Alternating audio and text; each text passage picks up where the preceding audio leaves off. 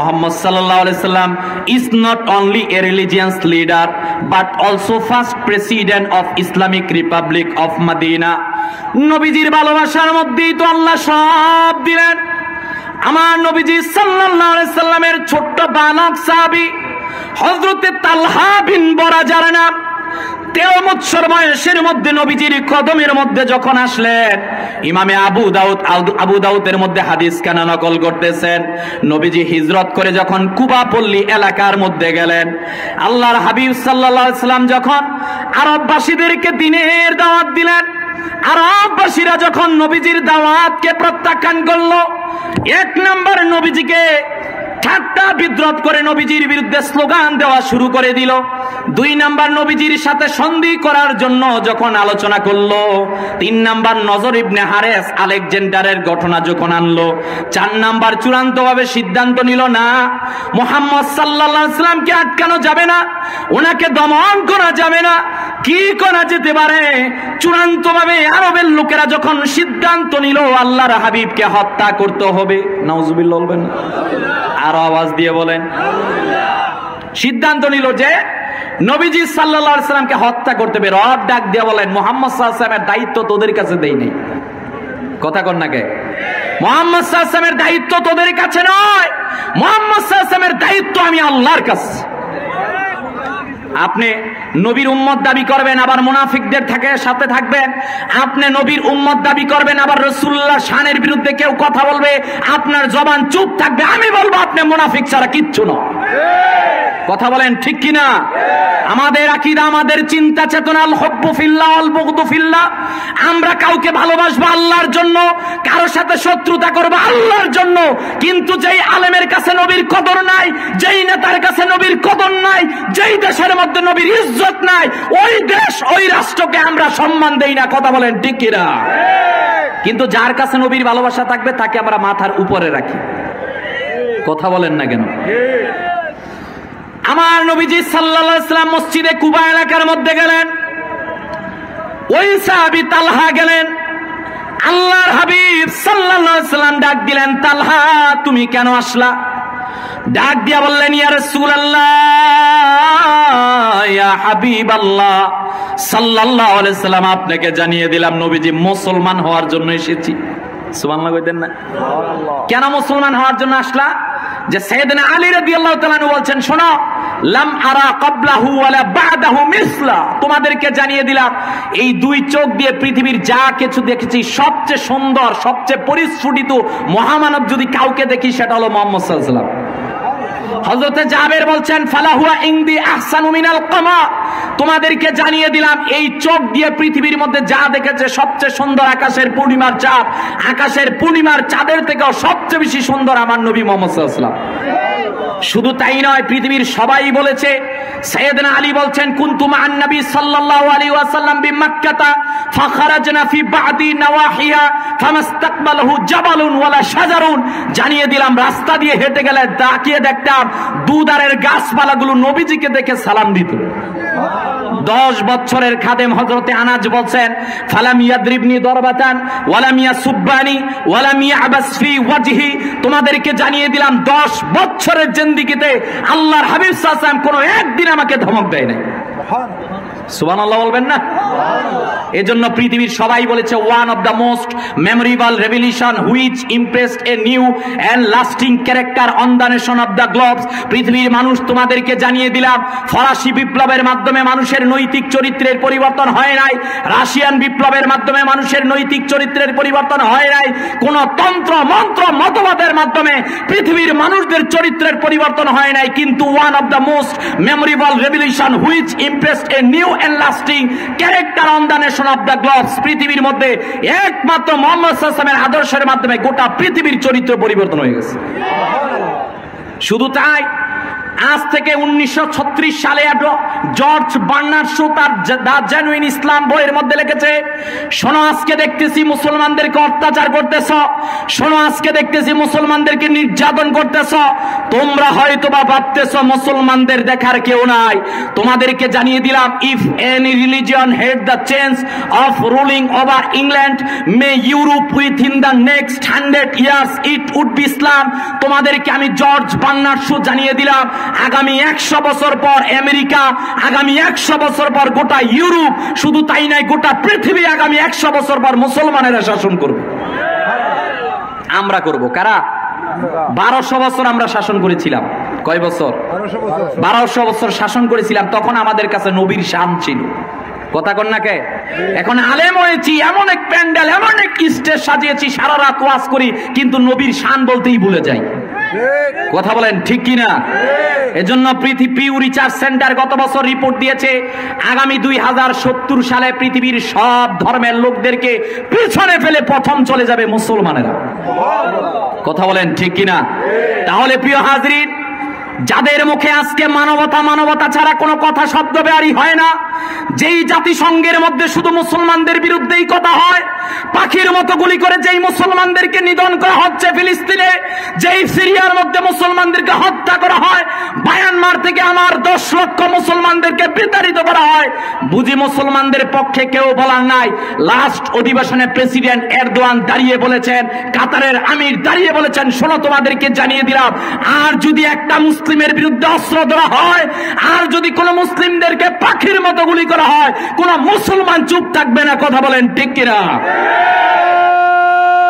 তাকবীর, নারায়ে রিসালাত, ইয়া রাসূলুল্লাহ, কুরআন সুন্নাহর আলো, শাহজালালের তলোয়ার, গর্জে উঠুক আরেকবার, বাঁচাও ঈমান বাঁচাও দেশ, নারায়ে তাকবীর।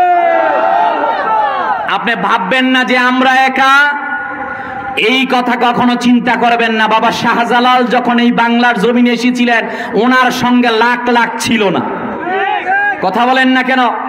খ্রিস্টানেরা ক্রুসেডের মাধ্যমে 200 বছরের উপর সময় নিয়ে তারা চিন্তা চেতনা করেছে বাইতুল আকসাকে দূরীভূত করব। চেঙ্গিস খান পৃথিবীর মধ্যে 1 কোটি লোককে হত্যা করেছে।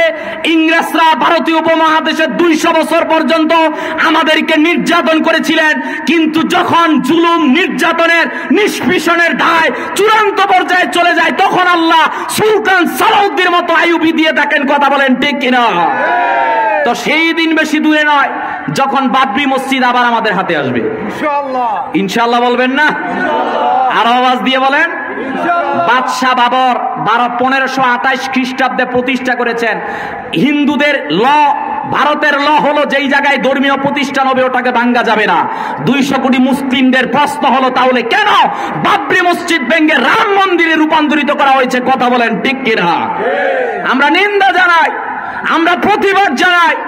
আর যদি পৃথিবীর কোথাও কোনো মুসলমানদেরকে অত্যাচার করা হয়, মুসলমান যেমনি ভাবে 5টা আঙ্গুল ছেড়ে বসে রয়েছে, মুসলমানেরা একত্রিত করে তাদের বিরুদ্ধে প্রয়োজনে হাতের মধ্যে মুজাহিদের কণ্ঠে ভূমিকা নিতে দেরি করবে না। কথা বলেন ঠিক কিনা? তাহলে প্রিয় হাজরিন, আমার নবীজি সাল্লাল্লাহু আলাইহি সাল্লাম গেলেন কুবা এলাকার মধ্যে। ওই বালক সাহাবী নবীজির কাছে আসলেন, ইয়া রাসূলুল্লাহ, ইয়া হাবিবাল্লাহ সাল্লাল্লাহু আলাইহি সাল্লাম, আপনি আমাকে মুসলমান বানায় দেন। নবীজি মুসলমান বানালেন, বাড়ির মধ্যে গেলেন, আবু দাউদের আদেশ কি আবার ফিরে আসলেন। নবীজির কাছে এসে বলেন, হুজুর আপনি বড় বড় সাহাবীদেরকে কাজের আদেশ দেন, আমি কোথায়? নবীজি ডাক দিয়া বলেন, তালহা, তোমাকে আমি মুহাম্মদ সাল্লাল্লাহু আলাইহি সাল্লাম জানিয়ে দিলাম, আমি যদি তোমাকে বলি তোমার বাবার শরীর থেকে মাথাটাকে আলাদা করে দাও, পারবা কিনা? হযরতে তালহা নবীজির কদমে রইলেন, সাথে সাথে দাঁড়িয়ে নবীজির সামনে থেকে বাবার উদ্দেশ্যে যেতে চাইলেন। আল্লাহর হাবিব ডাক দিয়া বলেন, তালহা রে, তোমাকে জানিয়ে দিলাম, আমি মুহাম্মদ সাল্লাল্লাহু আলাইহি সাল্লাম দুনিয়ার মধ্যে মানুষদেরকে হত্যার জন্য আসি নাই, দুনিয়া ভাঙ্গনের জন্য আমি আসি নাই, দুনিয়া বিনির্মাণের জন্য আমি আসলাম। তালহা, যাবা না, তুমি পরীক্ষায় পাস। এই কথা বলে যখন বাড়ির মধ্যে গেলেন, পরে আর নবীজির কদমে তিনি আসলেন না। নবীজি ডাক দিয়া বলেন, সাহাবীরা রে, আমার বালক 13 বছরের বয়স, হযরতে তালহা বিন বরা কোথায়? সাহাবীরা ডাক দিয়া বললেন, নবীজি গো,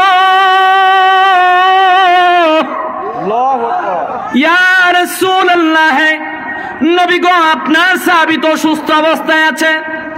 নবীজি ডাক দিয়া বলেন, আমাকে নিয়ে যাও, আমি একবারের জন্য আমার বালক সাহাবীটাকে দেখতে চাই। নবীজিকে এবার বালক সাহাবীর বাড়ির মধ্যে নিয়ে যাওয়া হলো।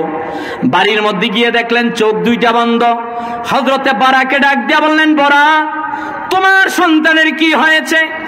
সাহাবী ডাক দিয়া বলেন, হুজুর, মনে হয় আমার সন্তান আর বেশিক্ষণ বাঁচবে না। আল্লাহর হাবিব সাল্লাল্লাহু আলাইহি সাল্লাম ডাক দিয়া বলছেন, তোমার সন্তান তালহা যদি দুনিয়া থেকে বিদায় নিয়ে চলে যায়, আমি রাসূলুল্লাহ সাল্লাল্লাহু আলাইহি সাল্লামকে খবর দিবা, আমি এসে জানাজার নামাজ পড়াবো। সুবহানাল্লাহ কইতেন না? ঘটনাক্রমে নবীজি যখন হুজরা থেকে বাইরে হলেন, ওই সাহাবী তালহার চোখ দুটা খুলে গেল। বাবার হাত ধরে ডাক দিয়া বলেন, আব্বা, আপনার কাছে জানতে চাই, আমি যে প্রচন্ড অসুস্থতা অবস্থার মধ্যে আমার জ্ঞান ছিল না, আমাকে কে কে দেশে দেখার জন্য এসেছিলেন? ওই সাহাবী ডাক দিয়া বলেন, বাবারে, তোমাকে জানিয়ে দিলাম, রহমতের নবী, মায়ার নবী, নূর নবীজি মুহাম্মাদুর রাসূলুল্লাহ সাল্লাল্লাহু আলাইহি সাল্লাম তো এসেছিলেন। ডাক দিয়া বললেন, বাবা, আমাকে কেন ডাক দিলেন না, আর কি বলেছে? হযরতে বরা ডাক দিয়া বললেন, তালহা, তোমাকে আমি জানিয়ে দিলাম, নবীজি বলেছেন তুমি যদি ইন্তেকাল করো তাহলে আমি যাতে রাসূলুল্লাহকে খবর দেই। হযরতে তালহা বললেন, বাবা, আপনার দুইটা হাত ধরলাম, আমি যদি আজকে রাত্রেবেলা এই জায়গার মধ্যে ইন্তেকাল করি, রাত্রেবেলা আপনি নবীজিকে খবর দিবেন না। রাত্রেবেলা নবীজি যদি এই জায়গার মধ্যে আসে, কাফেরেরা হয়তোবা নবীজির উপর অ্যাটাক করতে পারে, আর আমার জানাজার নামাজে আসতে গিয়ে নবীজি যদি দুনিয়া থেকে বিদায় নিয়ে চলে যায়, আমি আখিরাতের ময়দানে আল্লাহর সামনে মুখ দেখাতে পারবো না। বলেন আল্লাহু আকবার। নবী সাল্লাল্লাহু আলাইহি ওয়াসাল্লাম ডাক দিয়ে বলেন, এই সাহাবীরা, বলো তো আমার সাহাবী তালহা ইবনে বরার কি খবর? ডাক দিয়া বলছেন, ইয়া রাসূলুল্লাহ সাল্লাল্লাহু আলাইহি ওয়াসাল্লাম, আপনার সাহাবী 13 বছরের তালহা গত রাতে ইন্তেকাল করেছে। আল্লাহু আকবার। নবীজি বলছেন, কেন তোমরা আমাকে খবর দিলা না? ডাক দিয়া বলছেন, ইয়া রাসূলুল্লাহ সাল্লাল্লাহু আলাইহি ওয়াসাল্লাম, আপনার এই সাহাবী আপনাকে অনেক ভালোবাসতো, আপনার সম্মান তার কাছে আছে, আপনাকে অনেক তাজিম করত। নবীজি সাল্লাল্লাহু আলাইহি ওয়াসাল্লাম বলছেন, কেমন সম্মান করত, কেমন ভালোবাসতো, বলো তো দেখি। ডাক দিয়া বলেন, ইয়া রাসূলুল্লাহ সাল্লাল্লাহু আলাইহি ওয়াসাল্লাম, আমার সন্তান বলেছে এই কথা, আপনি যদি এই সন্তান আজকে রাতে ইন্তেকাল করলে যদি আপনি তার জানাজার নামাজের মধ্যে কুবা পল্লী থেকে এখানে কুবা পল্লীতে আসতে যান, তাহলে মদিনার ইহুদি, মদিনার মুনাফিকদের বাড়ি অতিক্রম করে আপনাকে এই জায়গার মধ্যে আসতে হবে। এমনও হতে পারে মদিনার ইহুদিরা, মদিনার মুনাফিকরা আপনাকে হত্যার ষড়যন্ত্র করতে পারে। কথা বলেন ঠিক কিনা? মনে রাখবেন, পৃথিবীর মধ্যে সবচেয়ে অভিশপ্ত জাতির নাম ইহুদি জাতি। আমার নবীজি সাল্লাল্লাহু আলাইহি সাল্লাম বললেন, আমার বালক সাহাবীটার কি অবস্থা বলবা না? এই ঘটনা বলার পর নবীজি সাল্লাল্লাহু আলাইহি সাল্লাম ডাক দিয়া বললেন, কোথায় আছে, নিয়ে যাও। সাহাবায়ে কেরাম নিয়ে গেলেন কবরের পাশে। হায়রে, কয়েকদিন আগে যেই সাহাবীটা জমিনের উপরে ছিল, আজকে তো সে জমিনের নিচে চলে গেছে। সাহাবায়ে কেরাম চিন্তা করলেন, হয়তোবা রাসূলুল্লাহ কিছু বলবেন না, রাসূলুল্লাহ সাল্লাল্লাহু আলাইহি সাল্লাম ওই জায়গা থেকে ফিরে আসবেন। আল্লাহর হাবিব সাল্লাল্লাহু আলাইহি ওয়াসাল্লাম চোখের পানিগুলো ঝড় দ্বারায় ফেলে দিলেন। কবরের সামনে দাঁড়িয়ে দুইটা হাত তুলে আল্লাহকে ডাক দিয়া বলেন, আল্লাহ, এই বালকটা আমাকে ভালোবাসতো, আল্লাহ গো, আমারে অনেক বেশি ভালোবাসতো, ভালোবেসে দুনিয়া থেকে বিদায় নিয়ে চলে গেছে। আল্লাহ গো, এত ভালোবাসতো যে জানাজায় আসতে বাধা দিয়েছে। কারিবা মন না চাই রাসূলুল্লাহ জানাজার নামাজে অংশগ্রহণ করুক, কিন্তু বালক সাহাবীটা কেন চায় নাই? বালক সাহাবী চিন্তা করেছে মুনাফিকেরা আঘাত করতে পারে। বালক বালক সাহাবী চিন্তা করেছেন ইহুদিরা আঘাত করতে পারে, নিজের জীবনে রাসূলুল্লাহ সাল্লাল্লাহু আলাইহি সাল্লামকে এত বেশি ভালোবাসলেন রে মুসলমান, যেই ভালোবাসার কারণে নিজের জানাজায় রাসূলকে আসতে নিষেধ করেছিলেন।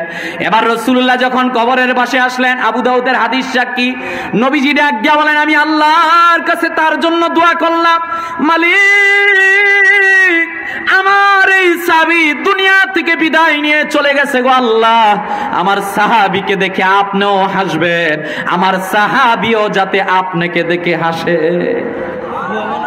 রব আমার এই বালক সাহাবীর কাছে একটাই অনুনয় ছিল, বালক সাহাবী আমাকে এত ভালোবাসতো যে নিজের জানাজার মধ্যে আসতে পর্যন্ত বাধা দিয়েছে। আল্লাহ আমার এই সাহাবী যখন দুনিয়া থেকে চলে গেল, আল্লাহুম্মা ইন্নী আমসাইতু রাদিয়ান ফারদু আন, রব্বুল আলামিন আরেক হাদিসের ভাষ্য অনুযায়ী এসেছে, আল্লাহ আমার এই বালক সাহাবীকে দেখে আপনিও হাসবেন, আমার এই বালক সাহাবী যাতে আপনাকেও দেখে হাসেন। এই হাদিস থেকে কি শিক্ষা? লাকাদ কানা লাকুম ফি রাসূলিল্লাহি উসওয়াতুন হাসানাহ। নবীজি এসে নারীদের মর্যাদা দিলেন, নবীজি এসে মানবতা প্রতিষ্ঠা করলেন, নবীজি এসে সাম্য মৈত্রী সমাজের মধ্যে প্রতিষ্ঠা করলেন। নবীজি এসে বললেন কে কালো, কে সাদা, কে ধনী, কে গরিব, কে আরব, কে অনারব, ইসলাম এইটা দেখে না। Allah does not go after your bodies and appearances but he inspects your heart. আল্লাহ তোমাদের বাহ্যিক আকৃতি দেখেন না, আল্লাহ ভিতরটা দেখেন। ইসলাম এসে এই মতানৈক্য দূরীভূত করে দিয়ে বললেন সবাই মানুষ, আর মানুষের মধ্যে শ্রেষ্ঠ আশরাফুল মাখলুকাতেরা, আশরাফুল মাখলুকাতের মধ্যে শ্রেষ্ঠ মুসলমানেরা, মুসলমানদের মধ্যে শ্রেষ্ঠ হলো উম্মতি মুহাম্মদীরা। কথা কোন ঠিক কিনা? তাহলে আমার প্রশ্ন হলো তারা কারা? যারা নবীজির আশেক দাবি করে কিন্তু নবী সাল্লাল্লাহু আলাইহি ওয়াসাল্লামের সুন্নাত দেহের মধ্যে থাকে না। সবাই বলেন না কেন? তাহলে ভাই কেন আমরা, আমাদের কাছে তো আইডল আছে, আমাদের হাওলাত করে নিয়ে আসা দরকার নাই। কথা কন নাকি? আমাদের কাছে আছেন রাসূলুল্লাহ সাল্লাল্লাহু আলাইহি সাল্লামের আদর্শ, তাহলে আমরা কেন রাসূলুল্লাহর আদর্শের দিকে দূরে যাই? আমি একটা কথাই আপনাদের উদ্দেশ্যে এই প্ল্যাটফর্ম থেকে বলতে চাই, জীবনে যতদিন বেঁচে থাকবো রাসূলুল্লাহর ভালোবাসা থাকবে, যতদিন বেঁচে থাকবো রাসূলুল্লাহর আদর্শ আমাদের মধ্যে থাকবে। কথা কন ঠিক কিনা? এখন এই আদর্শ যার কাছে থাকবে তাকে আমরা সম্মান করব, এই আদর্শ যার কাছে থাকবে না তার মূল্য আমার কাছে থাকবে না।